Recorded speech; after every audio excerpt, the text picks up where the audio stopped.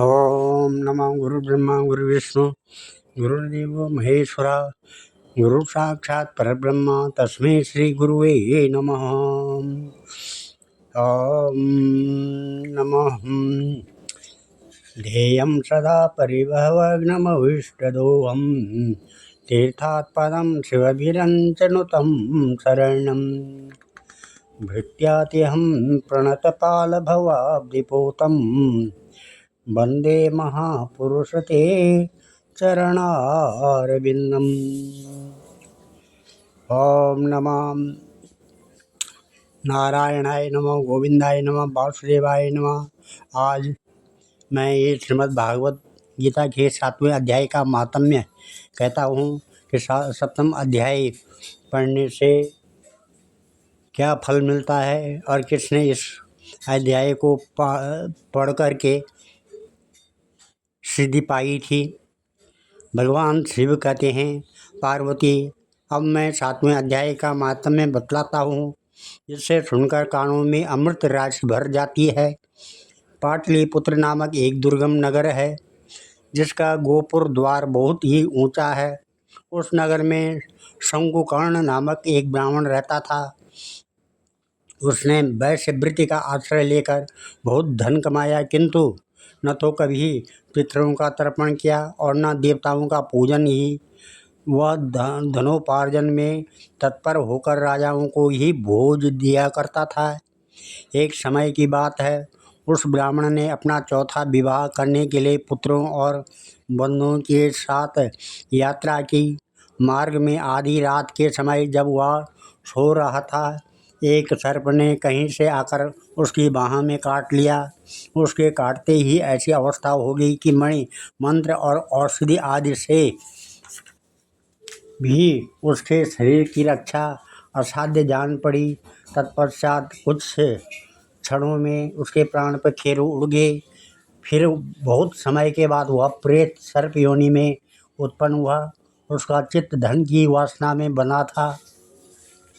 उसने पूर्व वृत्तांत को स्मरण करके सोचा, मैंने जो घर के बाहर करोड़ों की संख्या में अपना धन गाड़ रखा है, उससे इन पुत्रों को वंचित करके स्वयं ही उसकी रक्षा करूँगा। एक दिन शाम की योनि से पीड़ित होकर पिता ने स्वप्न में अपने पुत्रों के समक्ष आकर अपना मनोभाव बताया।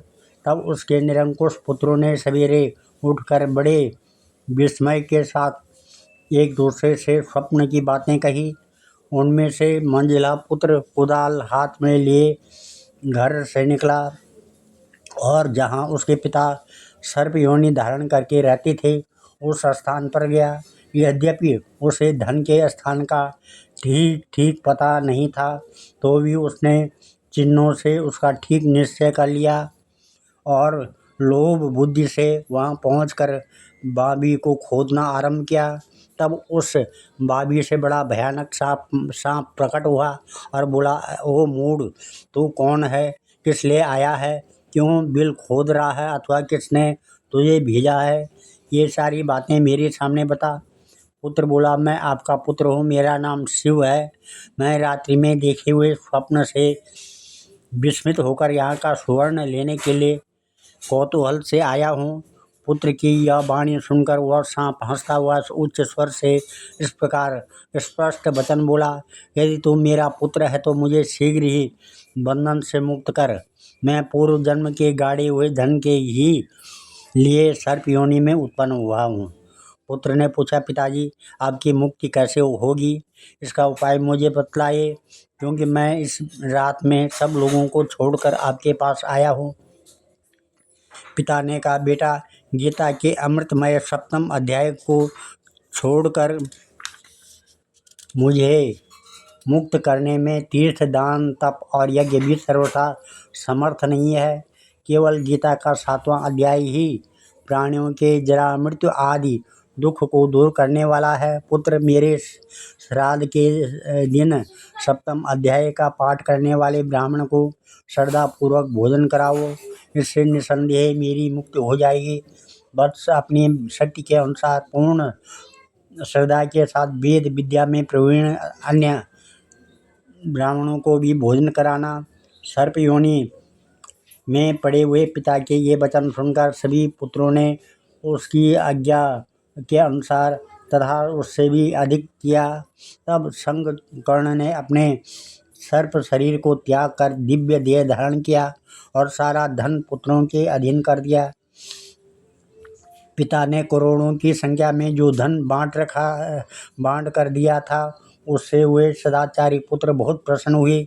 उनकी बुद्धि धर्म में लगी हुई थी, इसलिए उन्होंने बाहुली, कुआं, पोखरा, यज्ञ तथा देवी मंदिर के लिए उस धन का उपयोग किया और अन्नशाला भी बनवाई। तत्पश्चात 7वें अध्याय का सदा जप करते हुए उन्होंने मोक्ष प्राप्त किया।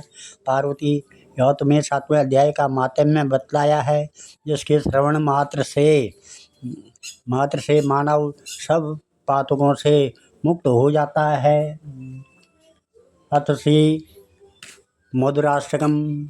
अधरम मधुरम वदनम मधुरम नयनम मधुरम हर्षितम मधुरम हृदयं मधुरं गमनं मधुरं मधुराधिपते अखिलं मधुरं वचनं मधुरं चरितं मधुरं वसनं मधुरं वलितं मधुरं चलितं मधुरं भ्रमितं मधुरं मधुराधिपते अखिलं मधुरं वेणुर्मधुरो रेणुमधुरो पाणिमधुरो पादो मधुरो नृत्यं मधुरं सख्यं मधुरं मधुराधिपते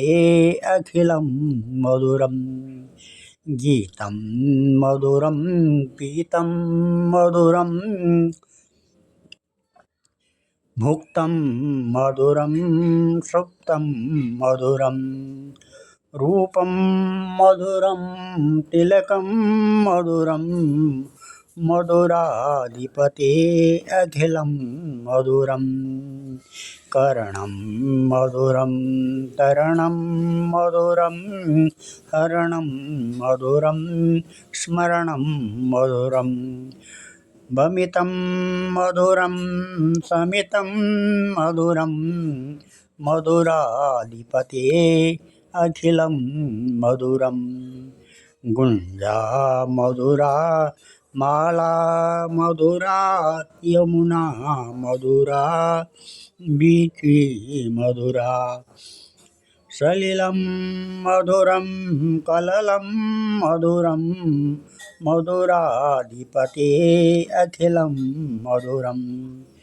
गोपी मधुरा लीला मधुरा युक्तं मधुरं भुक्तं मधुरं दृष्टं मधुरं शिष्टं मधुरं मधुराधिपते अखिलं मधुरं गोपा मधुरा गाओ मधुरा यष्टिं मधुरं सृष्टिं मधुरा बलितं मधुरं फलितं मधुरं मधुराधिपते अखिलं मधुरं ॐ ध्येयं सदा परिभवग्नमविष्टदोहं तीर्थात्पदं शिवविरञ्चनुतं शरणं भृत्यातिहं प्रणतपालभवाब्धिपूतं वन्दे महापुरुषते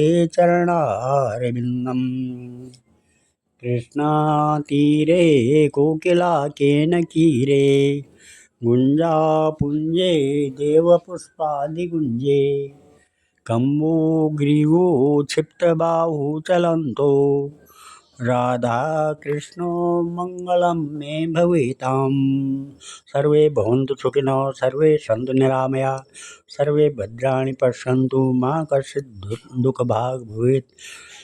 धन्यवाद।